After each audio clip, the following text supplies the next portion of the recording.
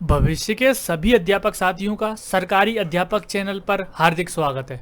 दोस्तों, child psychology का जो कोर्स है वो हम रन कर रहे हैं। चाइल्ड साइकोलॉजी के कोर्स में पूरी हम आपको सीडीपी करवाएंगे सीटेट परीक्षा के लिए। इसके अलावा सीडीपी की प्लेलिस्ट अलग से आपको मिलेगी, जो कि सभी राज्यों की टेट परीक्षा, चाहे वो सीटेट हो, चाहे यूपी टेट हो, एमपी टेट हो, रीट हो, केवीएस, DSSB, तो पूरी चाइल्ड साइकोलॉजी और पेडागोजी पूरी कंप्लीट मैं वहाँ पर करवाऊंगा।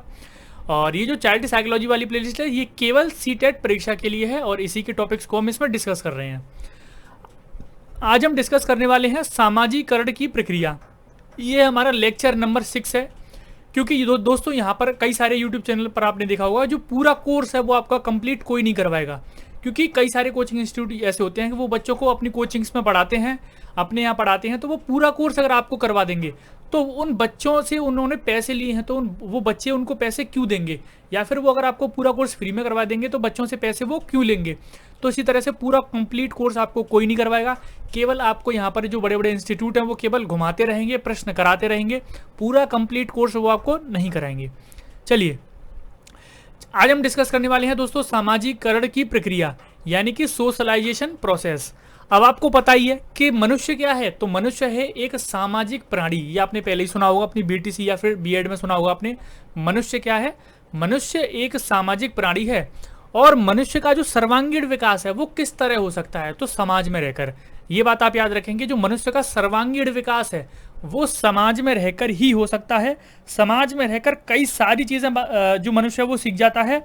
संस्कार सीखता है, धर्म, संस्कृति, मानवीय मूल्य, नैतिकता, ये सारी चीजें जो इंसान है, जो मनुष्य है, वो कहाँ पर सीखता है? समाज में रहकर। तो चलिए शुरुआत करते हैं। कई सारी चीज़ों को हम इसमें कवर करेंगे। एक ही वीडियो में पूरा कंप्लीट जो चैप्टर है वो मैं आपको कवर करवा दूंगा। इसमें सामाजिकरण की कुछ परिभाषाएं मैं आपको बताऊंगा, फिर सोशलाइजेशन को प्रभावित करने वाले कुछ कारक हैं, फिर सोशलाइजेशन के प्रकार हैं, फिर सोशलाइजेशन किस अवस्था में किस तरह सोशलाइजेशन होता है, उसमें कई सारे महत्वपूर्ण पॉइंट हैं वो भी मैं आपको बताऊंगा।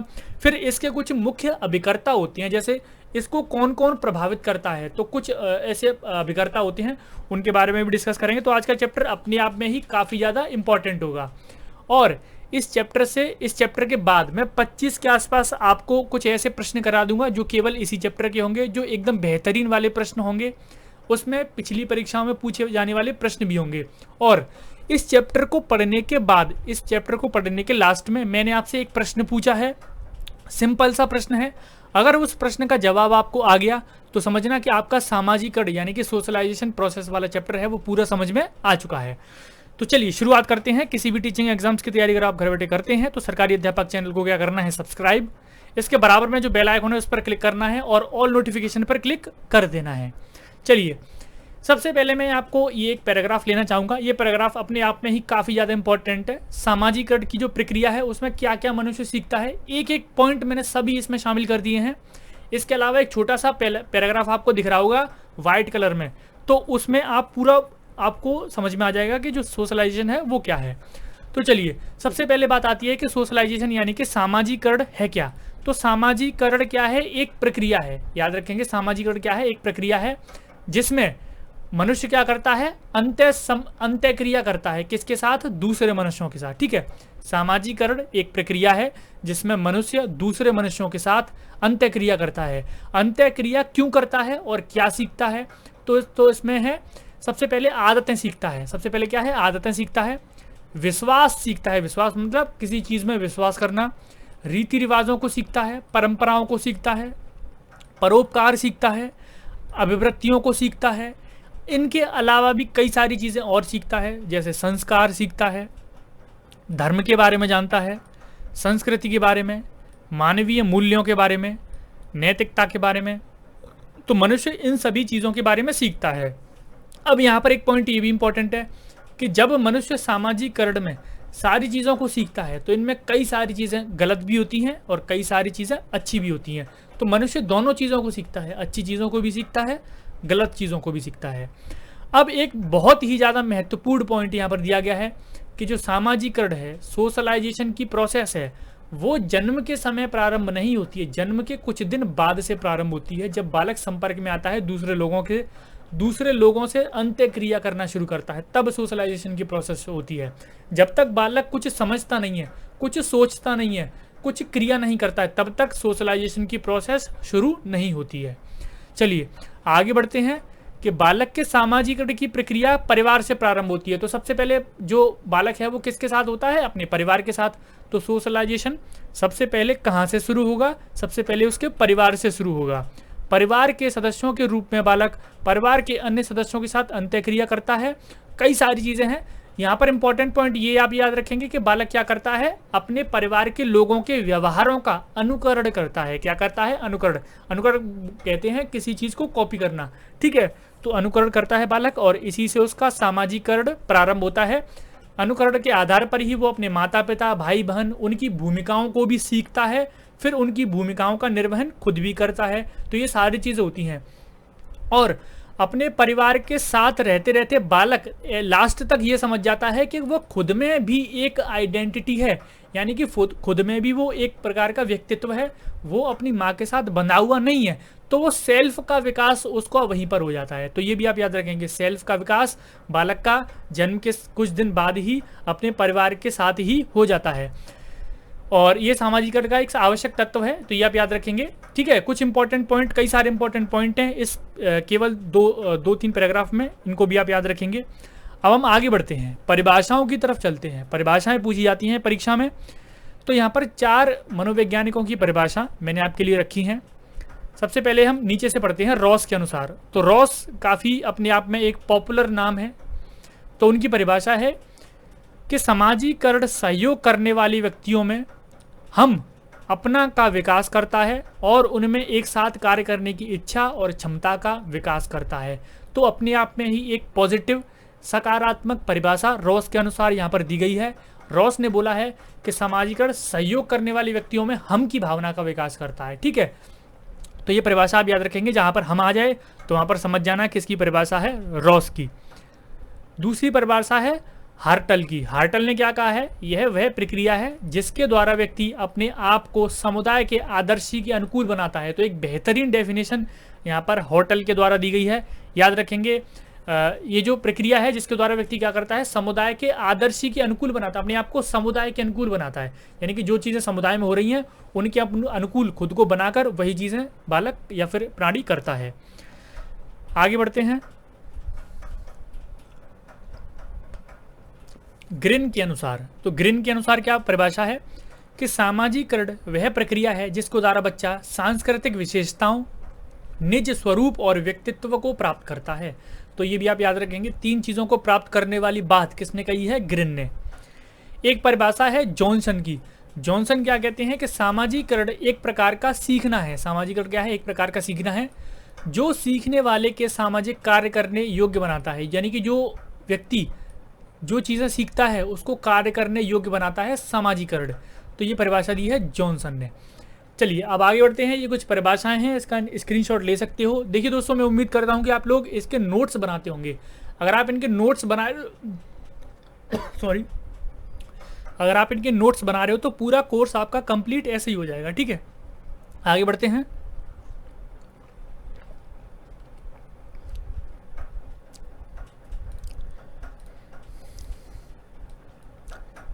सामाजिकरण के सिद्धांत, कुछ सिद्धांत हैं, हर चैप्टर में हम पढ़ते हैं। कोई भी चैप्टर हम पढ़ते हैं, कोई भी छोटा सा टॉपिक पढ़ते हैं तो उसमें कुछ मनोवैज्ञानिकों ने अपने सिद्धांत दे दिए हैं, तो उन सभी सिद्धांतों को हम पढ़ते हैं। तो यहाँ पर सामाजिकरण के 3 सिद्धांत हैं।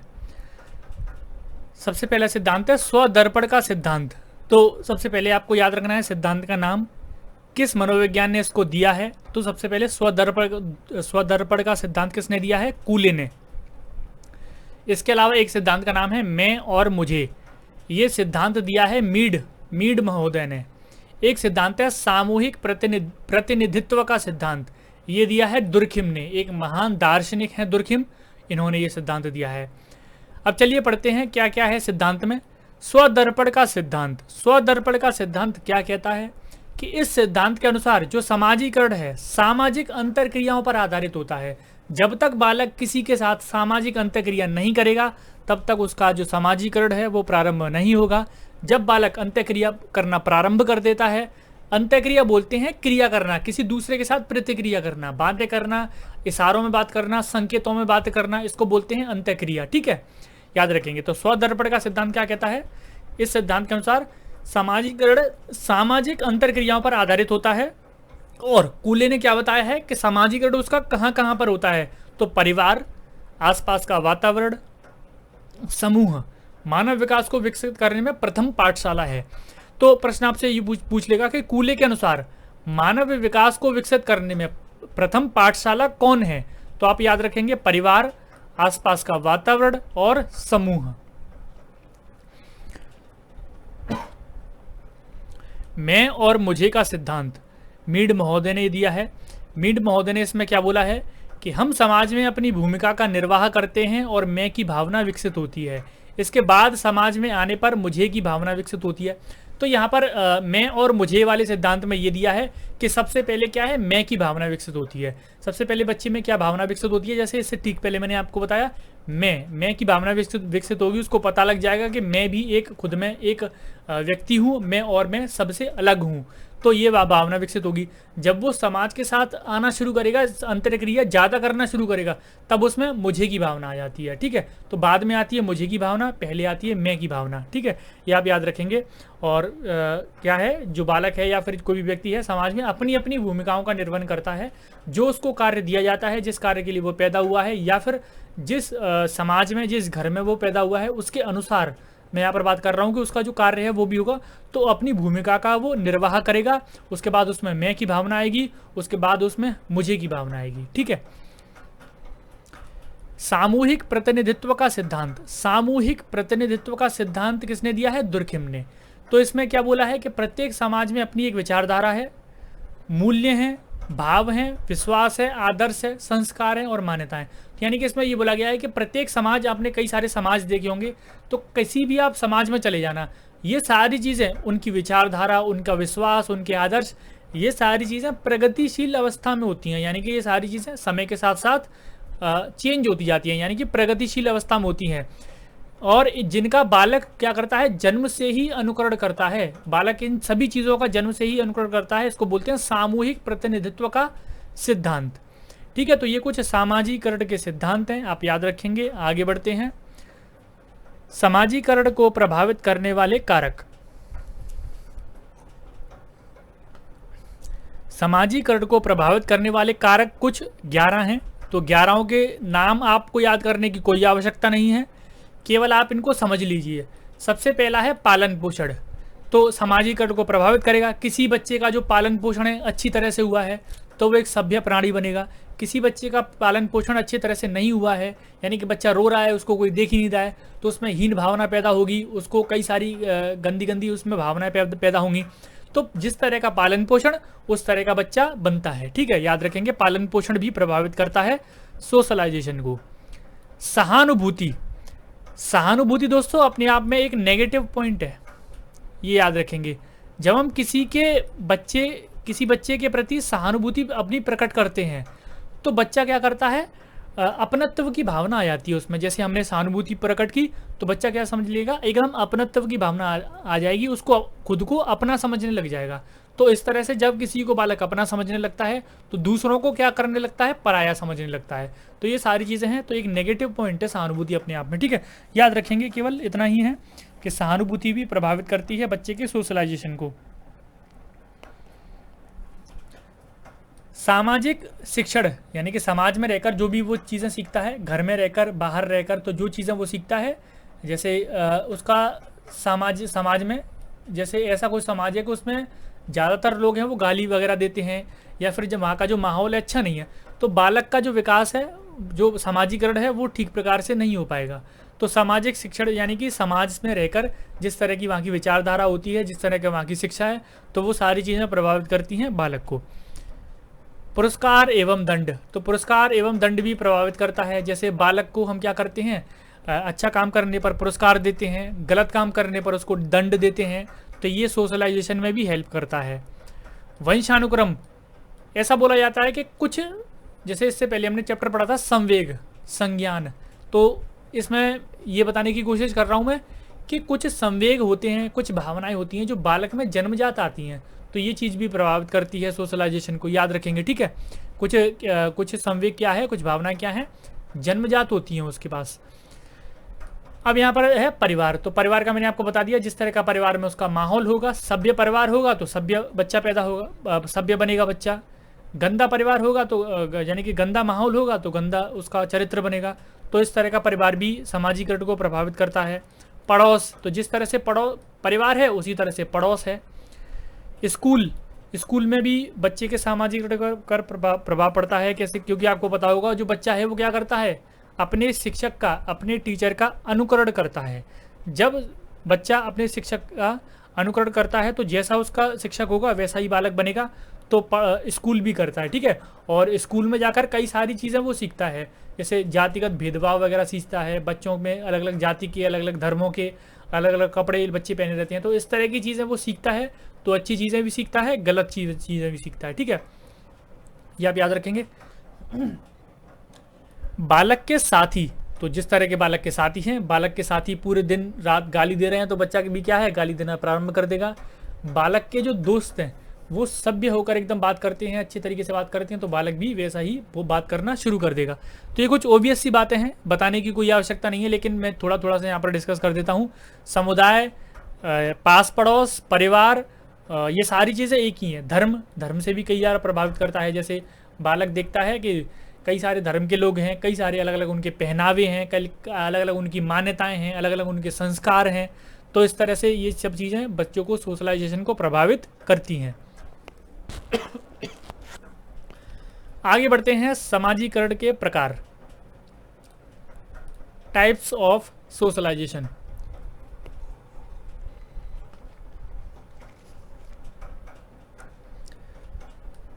तो मेनली इनको दो भागों में विभाजित किया जाता है समाजीकरण के प्रकारों को। एक प्राथमिक समाजीकरण और दूसरा है द्वितीय, या फिर इसको बोलते हैं गौड़ सोशलाइजेशन, ठीक है। इतना याद रखिए कि प्राथमिक समाजीकरण बच्चे का होता है तो क्या क्या चीज़ सीखता है प्राथमिक समाजीकरण में, तो शिक्षा संबंधी चीज़ें, उसके संस्कृति, उसके मूल्य, उसकी अभिवृत्ति। तो इन सभी का जो विकास है वो इसी चरण में हो जाता है। याद रखेंगे, प्राथमिक समाजीकरण में बच्चे का विकास किस किस चीज़ का विकास होता है, तो उसकी शिक्षा का, उसकी संस्कृति का, उसके मूल्य का, उसकी अभिवृत्ति का। तो याद रखेंगे, ठीक है। मुख्य अभिकर्ता कौन होते हैं इसमें, यानी कि कौन किन किन लोगों से इसका प्राथमिक समाजीकरण होता है, परिवार और मित्र। इनके अलावा कई सारी चीज़ें बच्चा द्वितीय समाजीकरण में सीखता है। किन किन से सीखता है, तो अपने विद्यालय में, खेल के मैदान में, पास पड़ोस में, ठीक है। तो ये भी आप याद रखेंगे। इंपॉर्टेंट इसमें यही है कि प्राथमिक समाजीकरण में बच्चे का परिवार और मित्र आते हैं, गौड़ समाजीकरण में विद्यालय, खेल का मैदान और पड़ोसी, ये सारी चीज़ें आती हैं गौड़ समाजीकरण में। तो बालक इनसे भी कई सारी चीज़ें सीखता है, ये बात आप याद रखेंगे। चलिए आगे बढ़ते हैं। समाजीकरण में अवस्थाएं, यानी कि किस अवस्था में क्या क्या चीज़ें सीखता है। तो कुछ बेहतरीन और इम्पोर्टेंट पॉइंट ही केवल मैंने यहाँ पर लिखे हैं, ध्यान से सुनिएगा दोस्तों। शैशवावस्था में जो सोशलाइजेशन है वो किस तरह होता है, तो इस अवस्था में बालक माता पिता पर निर्भर रहता है। प्रथम वर्ष तक बच्चे में शर्मीलेपन के भाव दिखते हैं, यानी कि सोशलाइजेशन में सबसे पहले क्या आता है उसमें शर्मीलेपन के भाव। वह दूसरों का ध्यान अपनी ओर तरफ खींचने का प्रयास करता है। तो ये कुछ सोशलाइजेशन है जो बच्चे को शैशवावस्था में देखा जाता है। अनुकरण की प्रवृत्ति होती है, यानी कि चीज़ों को क्या है, कॉपी करेगा, जो जैसा उसके माता पिता करेंगे वैसा ही वो करेगा। अनुकरण की प्रवृत्ति के आधार पर भाषा तथा व्यवहार का उसका विकास होता है। तो जैसे याद रखेंगे, ठीक है, अनुकरण करता है बालक। जैसे बच्चे को आपने देखा होगा जो माँ बाप है वो क्या बोलना सिखाते हैं, जैसे बच्चा राम राम राम, श्याम श्याम श्याम, तो इस तरह से चीज़ें बोलना सिखाते हैं। तो बच्चा भी वही चीज़ का अनुकरण करता है और वही चीज़ सीखता है। तो ये है बच्चे का सामाजिकरण शैशवावस्था में। अब देखिए, शैशवावस्था में सामाजिकरण ज़्यादा नहीं होता है, क्योंकि मैंने आपको क्या बताया था इससे पहले कि जन्म के कुछ दिन बाद होता है सामाजिकरण प्रारंभ, फिर भी प्रारंभ होता है, लेकिन सबसे ज़्यादा कहाँ पर होता है, किशोरावस्था में और बाल्यावस्था में। तो सबसे ज़्यादा अगर पूछ लिया जाए कि सबसे ज़्यादा बच्चे का सोशलाइजेशन है वो किस अवस्था में होता है, तो दोस्तों बाल्यावस्था आप लगाना प्रश्न में, ठीक है। अब यहाँ पर आपने तीसरा पॉइंट मैंने यहाँ पर लिया है किशोरावस्था। मैंने बाल्यावस्था को छोड़ा नहीं है, बाल्यावस्था को भी दो भागों में बांटा गया है, वो मैं इसके बाद बताऊंगा। चलिए पढ़ते हैं किशोरावस्था। इसी सामाजिकरण की जटिल अवस्था भी कहते हैं। सामाजिकरण की जटिल अवस्था किसे कहते हैं? तो याद रखेंगे किसको कहते हैं? किशोरावस्था को। मित्रों और समूहों के साथ समायोजन करना, साथ में विश्वास मजबूत होना, समलिंगी आकर्षण इसमें होता है, याद रखेंगे। सामाजिक सूझबूझ का विकास इसी अवस्था में होता है। यहाँ पर जोजेफ के अनुसार एक बेहतरीन डेफिनेशन दी गई है सामाजिकरण की तरफ से, जो कि किशोरावस्था में देखा जाता है। अधिकांश किशोर ऐसे लोगों को मित्र बनाना चाहते हैं जिन पर विश्वास किया जा सके, जिनसे खुले मन से बात की जा सके। तो ये डेफिनेशन आप याद रखेंगे किसकी है? जोजेफ की। ठीक है, याद रखेंगे। तो ये है कुछ किशोरावस्था में विकास। अब बढ़ते हैं यहाँ पर बाल्यावस्था में विकास किस तरह से होता है। तो अधिकतर जो विकास है दोस्तों, वो बच्चे का बाल्यावस्था में ही देखने को मिलता है। चलिए यहाँ पर देख लेते हैं। बाल्यावस्था सबसे पहले प्रारंभिक बाल्यावस्था है और दूसरी है उत्तर बाल्यावस्था। अब यहाँ पर प्रारंभिक बाल्यावस्था में देख लेते हैं कि बच्चे में आक्रामकता की प्रवृत्ति कब आती है? प्रारंभिक बाल्यावस्था में। नाराज होने की प्रवृत्ति कब आती है? प्रारंभिक बाल्यावस्था में। आपस में झगड़ा करने की प्रवृत्ति कब आती है? प्रारंभिक बाल्यावस्था में। तो ये बात आप याद रखेंगे, जो कुछ प्रवृत्तियां हैं जैसे झगड़ा करना, नाराज होना, आक्रामकता दिखाना, तो ये सारी चीज़ें बालक में कब देखने को मिलती हैं? प्रारंभिक बाल्यावस्था में। दूसरा पॉइंट है, माता पिता के निर्देशों को इनकार करने की प्रवृत्ति भी प्रारंभिक बाल्यावस्था में आ जाती है। ठीक है, याद रखेंगे। बालक में माता पिता का जो निर्देश है, जो भी माता पिता बोलते हैं, तो उसको मना करने लग जाता है, और ये प्रवृत्ति कब आती है? प्रारंभिक बाल्यावस्था में। सहानुभूति और एवं सहयोग की भावना का विकास, तो ये भी विकास कब होता है? प्रारंभिक बाल्यावस्था में। याद रखेंगे। देखिए ज़्यादा इंपॉर्टेंट यानी कि ज़्यादा पेचीदा प्रश्न, जो ज़्यादा पेचीदा पॉइंट नहीं है, केवल आपको याद रखना है, केवल याद करने वाली चीज़ें कि प्रारंभिक बाल्यावस्था में सामाजिकरण में कौन कौन सी चीज़ें आती हैं बालक में, उत्तर बाल्यावस्था में कौन कौन सी चीज़ें आती हैं केवल। ठीक है, याद रखेंगे। इसके अलावा जिज्ञासा की प्रवृत्ति यानी कि चीज़ों को जानने की प्रवृत्ति कब आती है? प्रारंभिक बाल्यावस्था में। जैसे बालक प्रश्न करता ही रहेगा और उसके प्रश्न खत्म नहीं होंगे, आप आंसर देते देते थक जाओगे। तो इस तरह की चीज़ आपने देखी होगी प्रारंभिक बाल्यावस्था में। ठीक है, आगे बढ़ते हैं उत्तर बाल्यावस्था की ओर, जिसका समय है 6 से 9।